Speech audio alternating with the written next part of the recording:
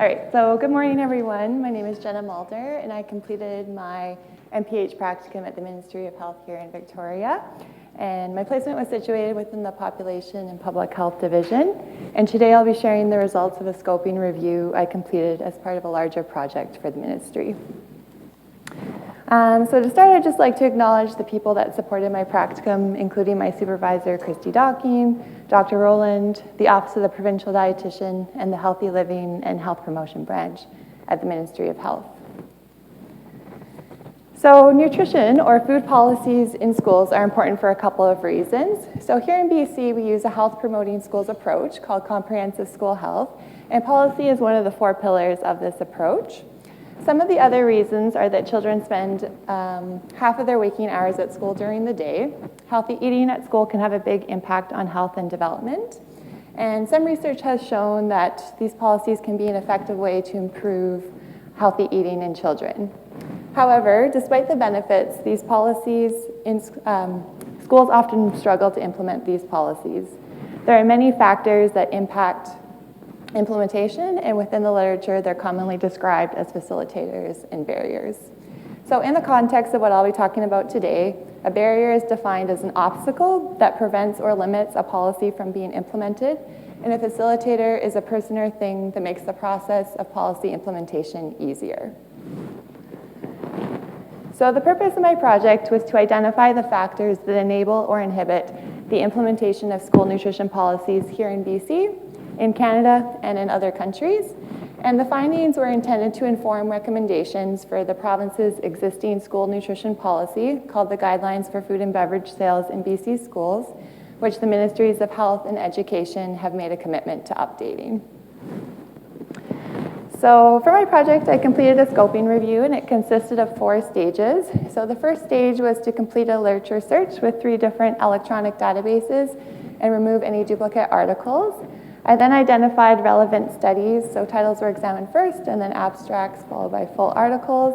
I then charted the data in a table, and the last step was to complete an analysis where I grouped the barriers and facilitators I found into key themes. So to be included in the scoping review, articles had to meet certain criteria. So I was looking at studies where there was any type of school nutrition policy that provided guidance on what types of foods should or should not be sold in schools. And it could also apply to other components such as fundraising, food prepared in the classroom, but it did really need to have this element of food sales, and that was to make it more applicable to the context here in British Columbia and more applicable to the policy we have here. They could be policies at any jurisdictional level or grade level, and they could be done in public, independent, or First Nations schools. And studies were excluded if they were not completed in the past 10 years, not in a school setting, outside of school hours, or if they looked only at the impact of policy, but didn't really look at the factors impacting implementation, as my focus was really on the implementation piece. All right, so I included 39 studies in my review. Most commonly, policies took place across multiple grade levels, so they were present in elementary, middle, and secondary schools. I included a variety of methodologies in my review. The majority of the studies were from the US, Canada, and Australia, but I also included studies from Norway, the Philippines, Malaysia, and the UK. And policies were most commonly seen at the state or provincial level. Okay. So after going through the literature, I was able to categorize the barriers and facilitators into 4 key themes, which I've shown here, and I'll now go into more detail around the main barriers and facilitators and some of the implications for practice. All right, so theme number 1. So this theme really looked at the factors that impacted support for the policy from principals, school staff, parents, and students. So the first 3 points here, so strong leadership, access to resources, and adequate training and support, these were all identified as facilitators. So when these factors were present, it made the process of policy implementation easier. So when there was resistance from parents or support for parents, that depended on the study. So parents were kind of identified as a facilitator or a barrier. And then student food preferences was identified as a barrier, as school staff reported that if students didn't like what was being served, what options were available, it made it more difficult to implement the policy. So some of the implications kind of from this theme are really ensuring that there's adequate training, resources, and support for staff. Really trying to get buy-in from staff, parents, and students is essential because policy affects everyone. And really trying to improve the communication and collaboration at all levels. So theme number 2, so this theme looked at the factors that impacted the understanding of the policy by those at the school level who would be responsible for implementation. So when policies use strong, clear wording, they were easier to implement, whereas there was barriers when the content was difficult to understand, and specifically when there was challenges determining what foods could be sold or not sold. And I found this theme is really important for those who write, analyze, update policy, develop policy, because barriers within the policies themselves can lead to reduced implementation. And this theme really emphasizes the importance of using strong, clear language in the policy and really trying to focus on usability and making it easier for those at the school level to determine what foods can be sold or not sold. School personnel reported various financial challenges and challenges around access to food were barriers to being fully able to implement the policy. So policies where they restricted fundraising of unhealthy foods, this was seen as a barrier. So it really shows the need to identify alternatives that sell well. And by providing schools with more financial resources, it would help with some of these barriers, especially related to reduced revenue, and really improve the relative advantage for adopting these nutrition policies. And it's also important to improve access to foods that comply with the policy. And lastly, theme 4 looked at external factors in the physical environment, which showed that when schools were closer to off-site food outlets, this was a barrier, as if students didn't like what was being sold, they had the ability to go purchase unhealthy foods nearby. And additionally, schools that had inadequate kitchen facilities had greater difficulty implementing the policy as they were limited in the types of foods that they could prepare. And so the implications of these findings are that really trying to work with municipal governments, looking at city planning and where we're placing schools. And it's also really important that we understand what facilities are available in schools and what their capacity is to be able to prepare some of these healthier options. So it is important to discuss some of the limitations of my review. So some of our comparison jurisdictions that we have in the area of school nutrition policies, so the UK and the US, have national school meal programs and they receive large subsidies. So even though I looked at the policies to do with food sales, they're still within schools that are part of a national school meal program. And so the context might not be applicable, as in Canada, we don't have a national school meal program, and we don't also in BC.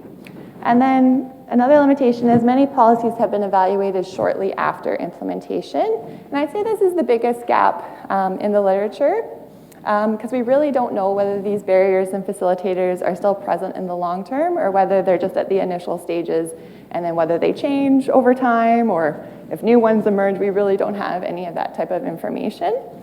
There was repetition among the policies that were evaluated. So more than one article looked at the same policy. And so it could identify facilitators and barriers that were just specific to that policy. And currently there's minimal studies that were done in First Nations schools, and they might have different factors that impact implementation, and so more research in that area is needed. All right, so to conclude, in schools there are many barriers and facilitators at different levels that impact policy implementation, and it's important to be aware and take steps to address them to try and improve policy implementation within the school setting. Thank you.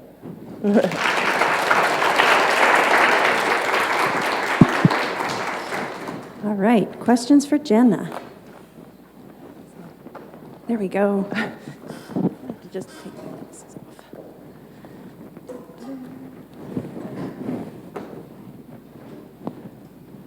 Is it on? Yeah. Thank you so much for your presentation. Kind of a comment, kind of a question. I worked with, my practicum placement had to do with comprehensive school health, not specifically with food, but it was really looking at kind of the relationship between teacher wellness and student wellness. So as you mentioned, it's kind of the buy-in of the staff, of the teachers and stuff like that. So I was wondering if any of the studies that came up, my studies, I didn't find any when it came to kind of the healthy eating component.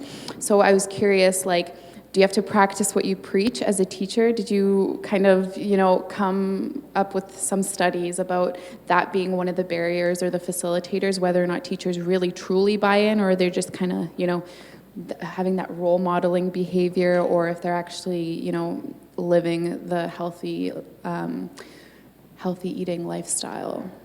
I don't know if that made sense, but. Yeah, a little bit.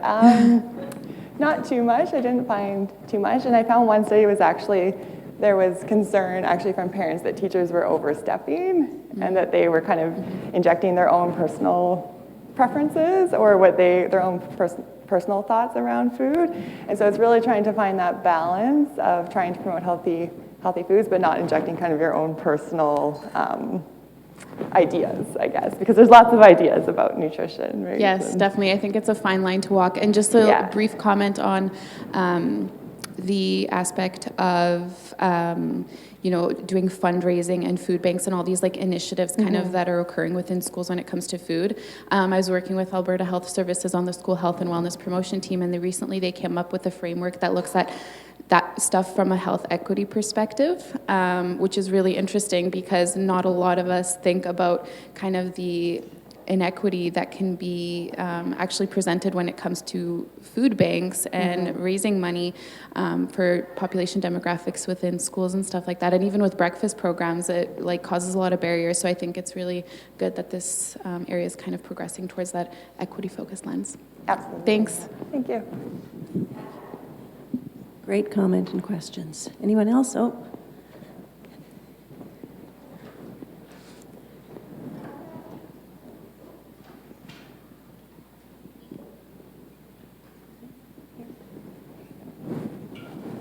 Hi, thank you for your presentation. Thank you. Kind of also a comment and question. The theme that you found as a barrier with regard to understanding policy in order to implement it, I thought that was really interesting, like, because we can write and have a really great policy, but if people can't understand what's in it, it's not going to do so much.